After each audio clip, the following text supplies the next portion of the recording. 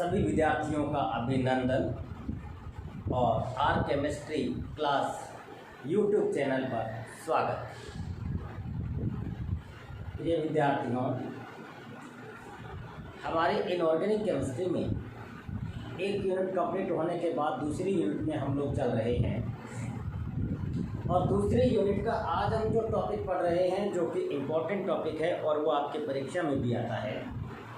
उस टॉपिक का नाम है वैलेंसी बॉन्ड थ्योरी, अर्थात हम इसको वीपीटी के नाम से भी जानते हैं। V for valency, P for bond, T for theory. अब जैसा कि वर्ड से ही संबंधित है वैलेंसी, अर्थात यह थ्योरी संयोजी कोष में उपस्थित इलेक्ट्रॉनों पर निर्भर कर रही है, अर्थात संयोजी कोष पर निर्भर कर रही है। वैलेंसी सेल, इसीलिए वैलेंसी नाम दिया गया। और संयोजी कोष कौन सा होता है? परमाणु का सबसे बाह्यतम कोष। यह थ्योरी वीपीटी किसके द्वारा दी गई? हिटलर और लंदन के द्वारा दी गई। इस थ्योरी को सर्वप्रथम किसने दिया? हिटलर और लंदन। तथा इसके बाद में इसका विस्तार, अर्थात इसको विस्तार से किसने समझाया? पाउलियो स्लेटर। पाउलियो स्लेटर ने इस वीपीटी को विस्तार से समझाया। वीपीटी को हम लोग एक कक्षीय सिद्धांत भी कह सकते हैं। वीपीटी वैलेंसी बॉन्ड थ्योरी का दूसरा नाम कक्षीय सिद्धांत भी है। अब क्या है मुख्य पॉइंट वीपीटी के? क्या क्या है मुख्य पॉइंट वीपीटी के? सबसे पहला जो पॉइंट है वो ये है कि जब दो परमाणु की अर्धपूर्ण भरी हुई संयोजी कोष की कक्षकों के मध्य अतिव्यापन होने पर सहसंयोजक बंध बनता है। हमें पहले पता है सहसंयोजक बंध कब बनता है? जब संयोजी इलेक्ट्रॉन आपस में कोवैलेंसी अर्थात साझा करें। क्लियर बात है। दूसरी बात यह है कि सहसंयोजक बंध के लिए एक इलेक्ट्रॉन युग्म की आवश्यकता होती है, क्योंकि कोई भी एक बंध बनता है उसमें कम से कम 2 इलेक्ट्रॉन की जरूरत होती है। तो जब साझा होगा तो कम से कम उसमें एक इलेक्ट्रॉन युग्म होना जरूरी है, तभी बंध बनेगा। सहसंयोजक बंध के अंदर जो प्रॉपर्टीज है, वैलेंसी, सेल, ओवरलैपिंग, कोवैलेंट और डायरेक्शनल प्रॉपर्टी, मतलब इसमें दिशात्मक गुण होते हैं। सहसंयोजक बंध में दिशात्मक गुण होती है। ये अतिव्यापन के कारण बनते हैं। अतिव्यापन के कारण सहसंयोजक बंध का निर्माण होता है। कक्षक एक निश्चित दिशा में एक दूसरे के पास आते हैं, जिससे इनमें अधिकतम अतिव्यापन होगा। एक्सिस से जब आएंगे तो उनमें अधिकतम अतिव्यापन होगा, और यदि कक्षकों के मध्य अतिव्यापन जितना ज़्यादा होगा सहसंयोजक बंध उतना ही मजबूत बनेगा। अतिव्यापन ज़्यादा होगा, यह निम्न कारकों पर निर्भर करता है। Overlapping are depend in following factor. Overlapping are depend in following factor. कौन कौन से कारक ऐसे हैं जिनके ऊपर अतिव्यापन निर्भर करता है? इसके अंदर मैं सबसे पहले बात करूं कक्षकों की प्रकृति, नेचर ऑफ ऑर्बिटल।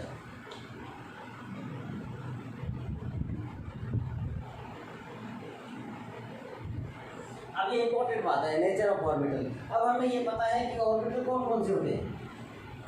ऑर्बिटल होता है एस। एस की आकृति कैसी होती है? गोलाकार। स्फेरिकल कह सकते हैं। फिर पी की बात करें, पी की डम्बल्ड होती है। कैसी? डम्बल्ड। और डम्बल्ड कैसी? ऐसी हो सकती है, ऐसी हो सकती है और ऐसी। यदि ऐसी है जेड एक्सिस, ऐसी है तो वाई, और ऐसी है तो एक्स। ये कैसी होती है? डम्बल्ड। और डी की कैसी होती है? Double dumbbell.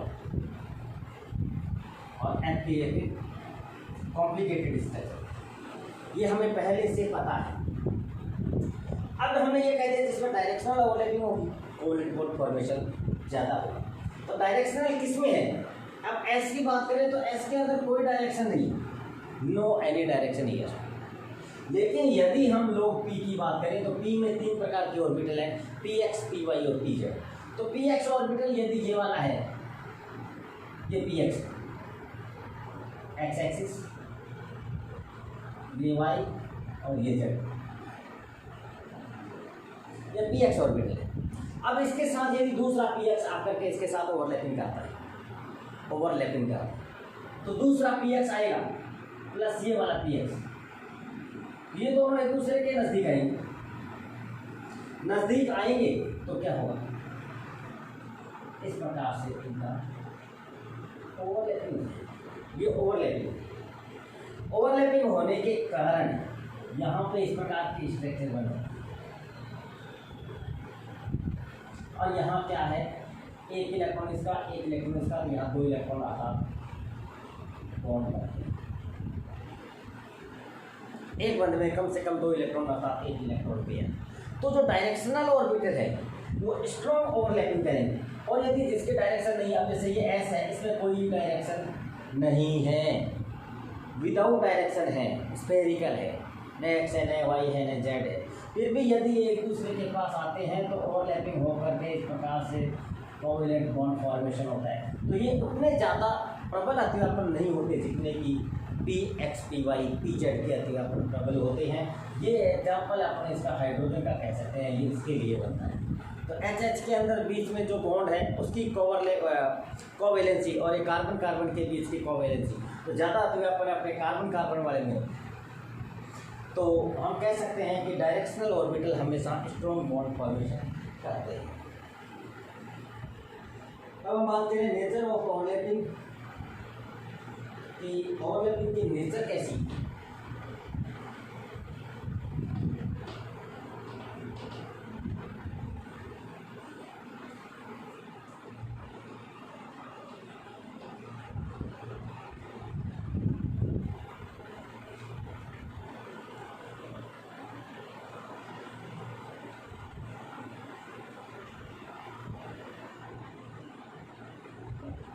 ओवरलैपिंग की नेचर कैसी है, एक्सियल ओवरलैपिंग होगी। एक्सियल ओवरलैपिंग, यदि एक्सियल ओवरलैपिंग है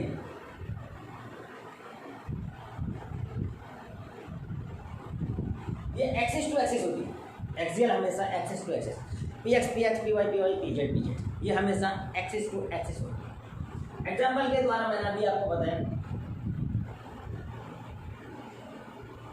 एक्सिस पी एक्स है।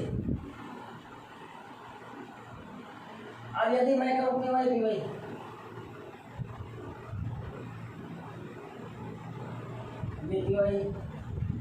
पी वाई, ये जेड की बात करूँगा तो ये पी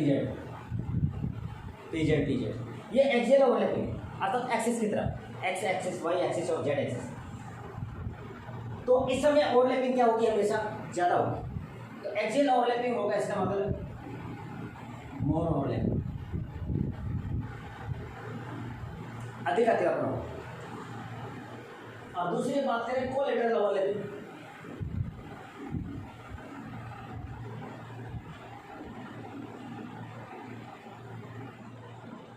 अब ये नाम क्या है, कोलैटरल। कोलैटरल कहते हैं समपार्श्विक, कंप्लीट अतिव्यापन एक दूसरे के अंदर नहीं मिलता, केवल मात्र अट्रैक्शन होता है। ये तो ऑर्बिटल एक दूसरे के अंदर देखो, लेकिन यदि हम कोलैटरल की बात करेंगे तो कोलैटरल इस प्रकार से होता है।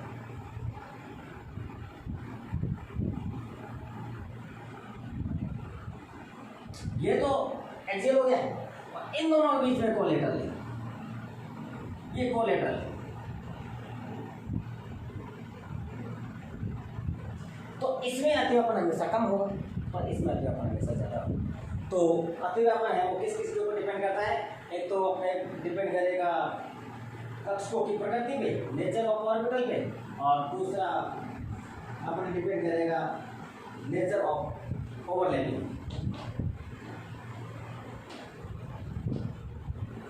ऑर्बिटल की कैसी प्रकृति है और ओवरलैपिंग की कैसी प्रकृति है।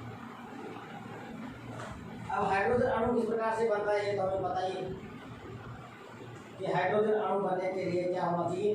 अब एक एग्जांपल ले लेते हैं, फॉर्मेशन ऑफ हाइड्रोजन मॉलिक्यूल।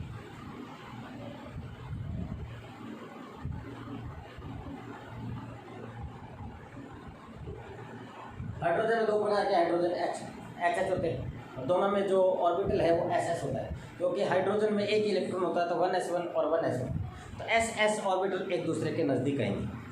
तो ओवरलैपिंग में मानते हैं कि एक्सियल से तो कम होगा, लेकिन ओवरलैपिंग होकर के कोवैलेंट बॉन्ड तो फॉर्मेशन होगा। हम जानते हैं कि सभी मैकेनिकल सिस्टम अपनी पोटेंशियल एनर्जी को कम रखने की प्रवृत्ति रखते हैं।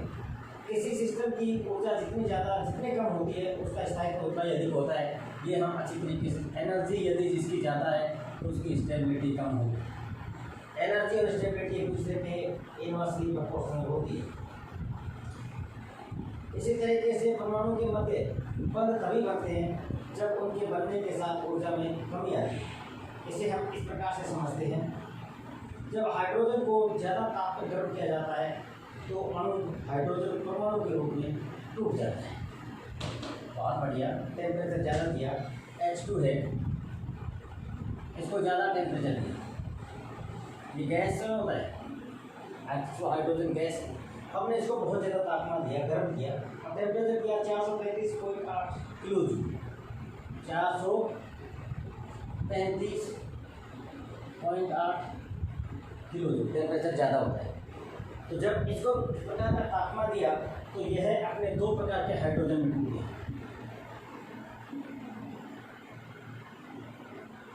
इन दोनों के बीच में कोवैलेंट बॉन्ड तो था। जब इसको इतना तापमान दिया तो इस प्रकार से दो अपने अलग अलग परमाणुओं में विभक्त हो गया। तो ये एबिलिटी हमें ये बताती है कि एक मोल हाइड्रोजन अणु को हाइड्रोजन परमाणु के रूप में लाने के लिए 435.8 किलो जूल ऊर्जा की आवश्यकता होती है।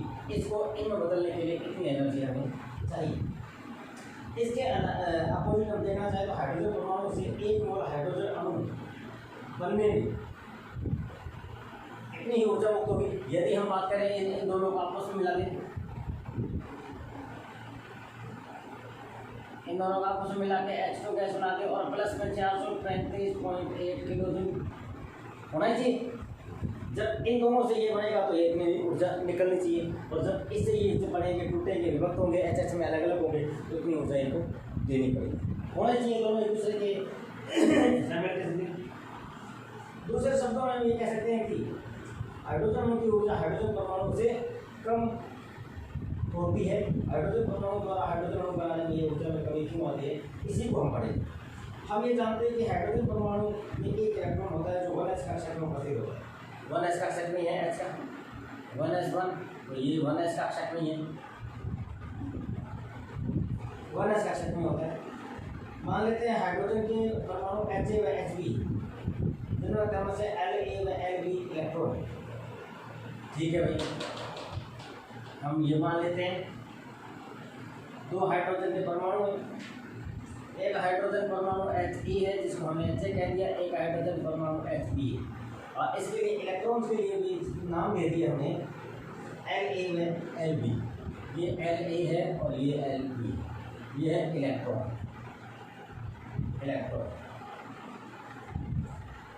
जब दो परमाणु निकट आना शुरू करते हैं तो प्रत्येक परमाणु का इलेक्ट्रॉन दूसरे परमाणु के नाभिक के प्रभाव में आना शुरू हो जाता है।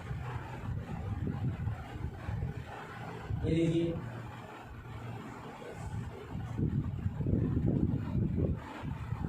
ये दोनों परमाणु हैं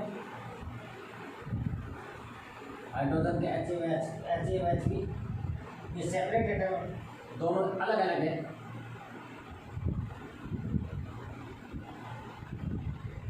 अलग अलग है, तो सेपरेट है। अब ये धीरे धीरे एक दूसरे के नजदीक है। ये इधर है, अब ये इधर है, तो अप्रोचिंग एटम होगा, इंटरेक्शन स्टार्ट हो जाएगा।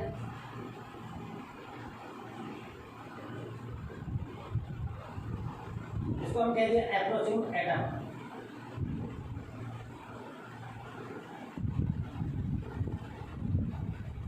या हम कह सकते हैं अट्रैक्शन, इंट्रैक्शन स्टार्ट।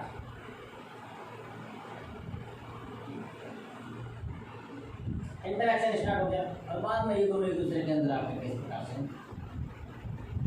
ओवरलैपिंग कर लेंगे। इसको हमने कह दिया बॉन्डेड एटम।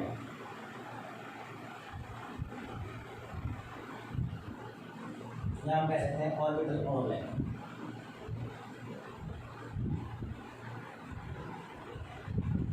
क्लियर हो गया? दोनों हाइड्रोजन परमाणु ये रहा, ये Ha का है, ये Hb का है, इलेक्ट्रॉन यहाँ La है और ये यहाँ Lb है। ये दोनों एक दूसरे के नज़दीक आ रहे हैं, H और Hb, और यहाँ आकर के दोनों ये एक दूसरे के नज़दीक आ गए और ये H2 मॉलिक्यूल बन गया। तो नई ये जो इलेक्ट्रोस्टैटिक इंटरेक्शन होगी है, इसमें कितने प्रकार के अट्रैक्शन फोर्स, एक तो अट्रैक्शन फोर्स है और एक रिपल्शन फोर्स है। अट्रैक्शन और रिपल्शन कैसे है? सीधी बात, हम जानते हैं कि ये हाइड्रोजन का नाभिक है, ये Hb का नाभिक है, ये इसका इलेक्ट्रॉन है और ये इसका इलेक्ट्रॉन। क्लियर?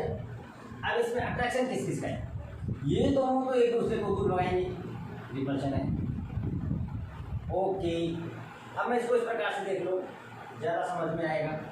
इलेक्ट्रॉन और परमाणु के चित्र बना करके समझ में ज़्यादा आए। आपने भी पहले पढ़ा होगा, ये है नाभिक और ये है इसका इलेक्ट्रॉन। दूसरा परमाणु हाइड्रोजन का ये रहा, ये नाभिक है और ये इसका इलेक्ट्रॉन है। तो नाभिक और नाभिक के बीच में हमेशा क्या होगा? रिपल्शन, क्योंकि दोनों पॉजिटिव है। और इस इलेक्ट्रॉन और इस नाभिक के बीच में हमेशा क्या होगा? ये तो है रिपल्शन, ये है अट्रैक्शन। यदि हम बात करें इलेक्ट्रॉन इलेक्ट्रॉन की, तो ये वाला इलेक्ट्रॉन, ये वाली इलेक्ट्रॉन है, इन दोनों के बीच में क्या हो जाएगा? रिपल्शन।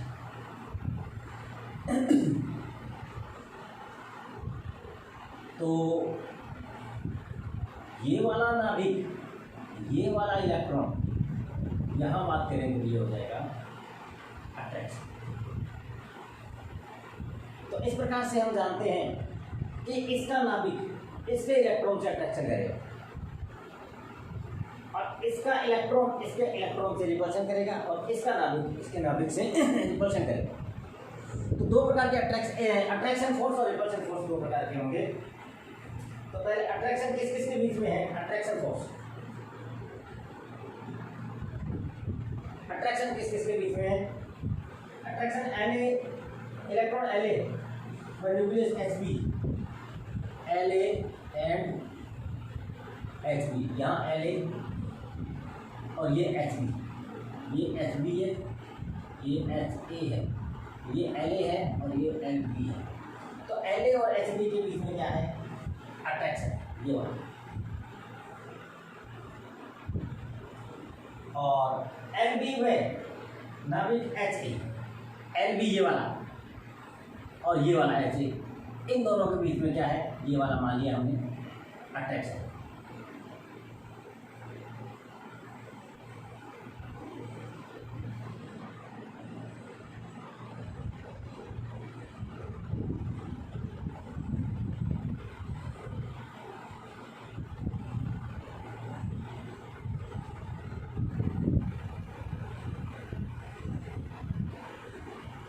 Lb में Ha और ये Lb, ये वाला Ha, ये अट्रैक्शन, ये भी अट्रैक्शन, ये अट्रैक्शन है और ये E और ये वाला, ये दोनों अट्रैक्शन। अब बात करें हम रिपल्शन की, तो ये रिपल्शन, अट्रैक्शन तो इसका हो गया La का Hb के साथ और Lb का Ha के साथ। अब रिपल्शन की बात करें, रिपल्शन में La Lb के साथ, बिल्कुल La अर्थात ये दोनों इलेक्ट्रॉन एक दूसरे में रिपल्शन करेंगे और Ha Hb के साथ। इतना ही मामला है। नाभिक नाभिक को रिपल्शन करेंगे और इलेक्ट्रॉन इलेक्ट्रॉन को रिपल्शन करेंगे, लेकिन इसका इलेक्ट्रॉन इसके नाभिक को अट्रैक्ट करेगा और इसका इलेक्ट्रॉन इसके नाभिक को अट्रैक्ट करेगा। और इलेक्ट्रॉन इलेक्ट्रॉन में प्रतिकर्षण और नाभिक नाभिक में प्रतिकर्षण।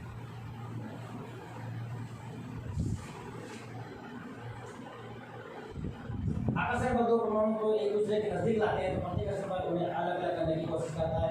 यह पाया जाता है कि प्रारंभ में आकर्षण बलों का परिणाम प्रतिकर्षण बलों से ज्यादा होता है, अतः परमाणु एक दूसरे की ओर आते हैं। अब एक डायग्राम शो करते हैं।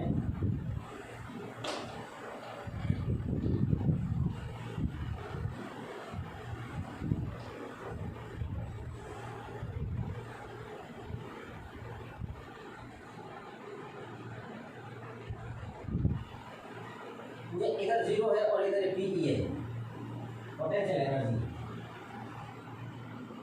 अब वही HA व HB के जो नाभिक है ना, वो ये दोनों सेपरेट है, ये दोनों एक दूसरे के नजदीक आए। तो यहाँ पर इस प्रकार से ये नजदीक आए, ये यहाँ दोनों के नजदीक आए, ये दोनों एक दूसरे के नजदीक आएंगे आएंगे आएंगे और उसके बाद में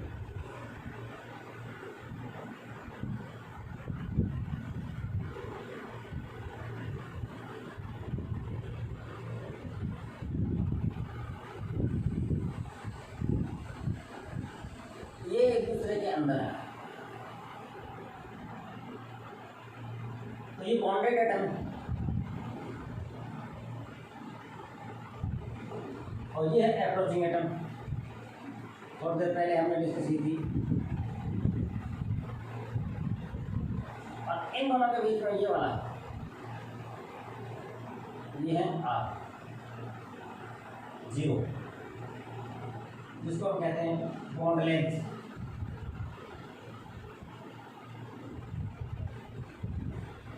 और ये इंटरन्यूक्लियर डिस्टेंस।